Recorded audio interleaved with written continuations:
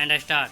सभापति महोदय, एक व्यक्ति की आमदनी 3-4 आने और दूसरे की 10-20 हज़ार रुपये हैं।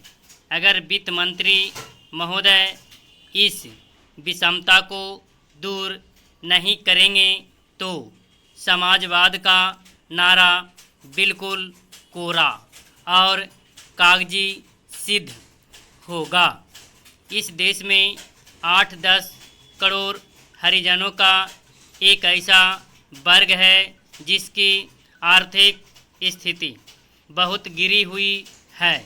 इस बजट में उनकी उन्नति और कल्याण की योजनाओं का समावेश होना चाहिए।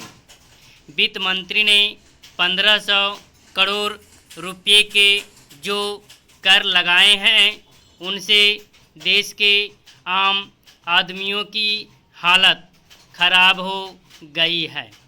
मुझे इस बात की बड़ी प्रसन्नता है कि योजना के अंतर्गत देश में विकास कार्य हो रहा है और अब हम इस देश में जो कुछ कर पाए हैं वह प्रशंसनीय है।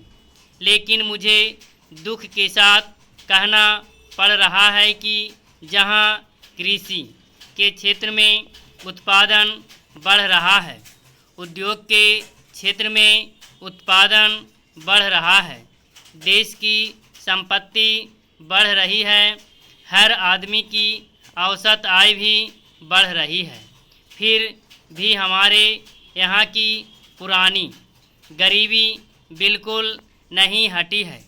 मैं समझता हूँ कि यह इस सदन के लिए और सरकार के लिए विचार करने का विषय है कि क्या कारण है कि जब हम 55 वर्ष से अपने देश की गाढ़ी कमाई का रुपया और दूसरे देशों से कर्ज लेकर बड़ी बड़ी रकमें देश के विकास के लिए खर्च कर रहे हैं और देश में धन भी पैदा हो रहा है, तब भी देश में जो लोग गरीब हैं उनकी गरीबी दूर नहीं हो पा रही है। क्या यह आश्चर्य की बात नहीं है? मैं समझता हूँ कि इस पर विचार किया जाए।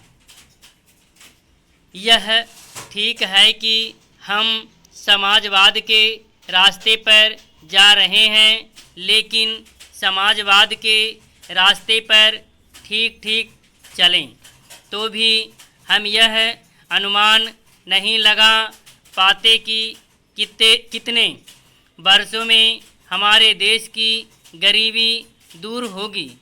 यह ठीक है कि हम योजना के तरीके पर काम कर रहे हैं, लेकिन इस बात को देखने की आवश्यकता अब पैदा हो गई है कि देश में जो धन पैदा होता है वह कहाँ जाता है।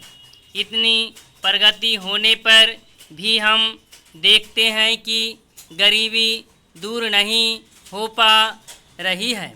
गरीबों को खाने के लिए अन्न नहीं मिलता, पहनने के लिए कपड़ा नहीं मिलता। इसका क्या कारण है? यह गंभीरतापूर्वक सोचने की बात है। यह समस्या समाजवाद का प्रस्ताव पास करने से ही हल नहीं होगी। समाप्त।